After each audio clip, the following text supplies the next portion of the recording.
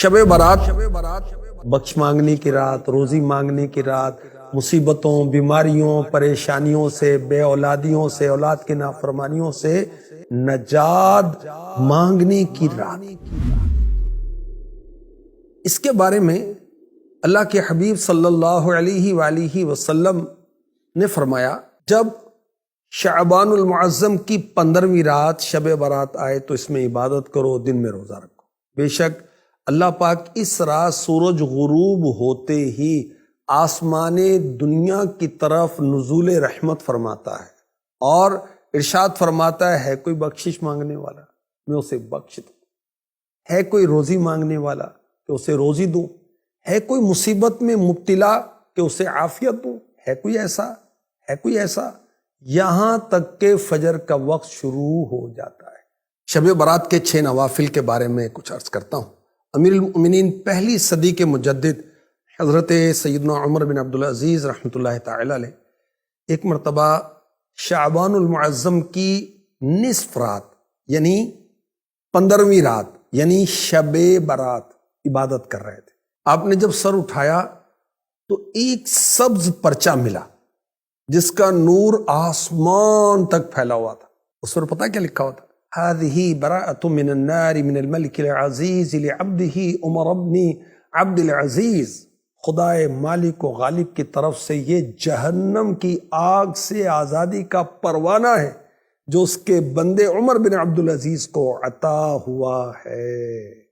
تو شب برات عبادت کی رات، شب برات نوافل کی رات، دعاؤں کی رات، نماز کی رات، کثرت درود کی رات، اپنے گناہوں کو یاد کر کے اس کی معافی مانگنے کی رات۔ اور اولیاء کرام کی یہ روٹین رہی کہ وہ شب برات پر مغرب کی نماز کے فرض اور سنتوں کے بعد 6 رکعت 2 کر کے پڑھتے تھے۔ پہلی 2 رکعتوں میں یہ نیت، یا اللہ ان 2 رکعتوں کی برکت سے مجھے درازی عمر بالخیر عطا فرما۔ پھر 2 رکعتوں میں یہ نیت فرمائیں، یا اللہ ان 2 رکعتوں کی برکت سے بلاؤں سے میری حفاظت فرما۔ پھر 2 رکعت پڑھنی ہے تیسری مرتبہ، اس میں کیا نیت ہوگی؟ یا اللہ ان 2 رکعتوں کی برکت سے مجھے اپنے سوا کسی کا محتاج نہ کر۔ نوافل پڑھنے کا طریقہ کیا ہے؟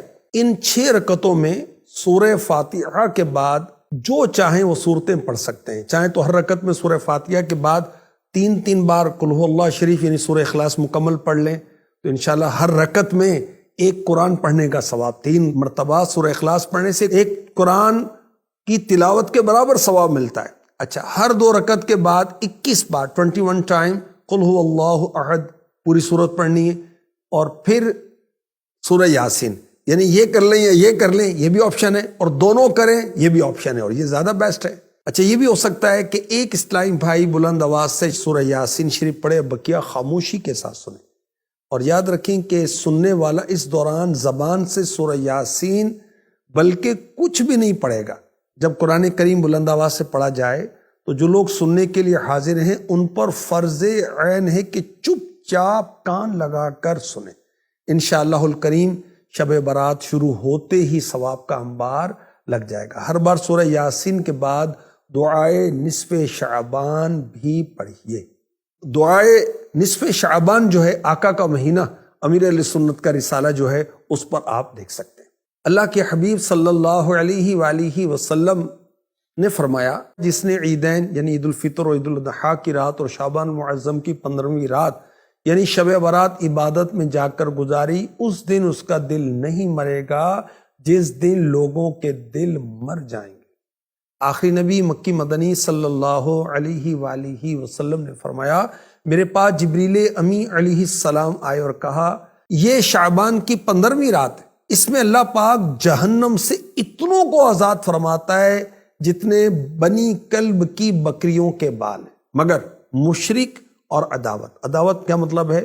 دشمنی رکھتے ہیں آپس میں ایک دوسرے سے، اور رشتہ کاٹنے والے یعنی خونی رشتے ہوتے ہیں ان سے تعلقات ختم کر لیتے ہیں، تکبر کے ساتھ ٹخنوں سے نیچے کپڑا لٹکانے والے، والدین یعنی پیرنٹس ماں باپ کی نافرمانی کرنے والے، اور شراب کے عادی کی طرف اللہ پاک نظر رحمت شب برات میں بھی نہیں فرماتا۔ حدیث پاک میں ہے، جو کوئی شب برات میں 100 رکعت پڑھے تو اللہ کریم اس کے پاس 100 فرشتے بھیجے گا، جن میں سے 30 فرشتے اسے جنت کی خوشخبری سنائیں گے، 30 فرشتے اسے عذاب دوزخ سے بچائیں گے، 30 فرشتے اس سے دنیا کی تکلیفیں دور کریں گے، اور 10 فرشتے اس سے شیطان کے مکر و فریب کو دور کر دیں گے۔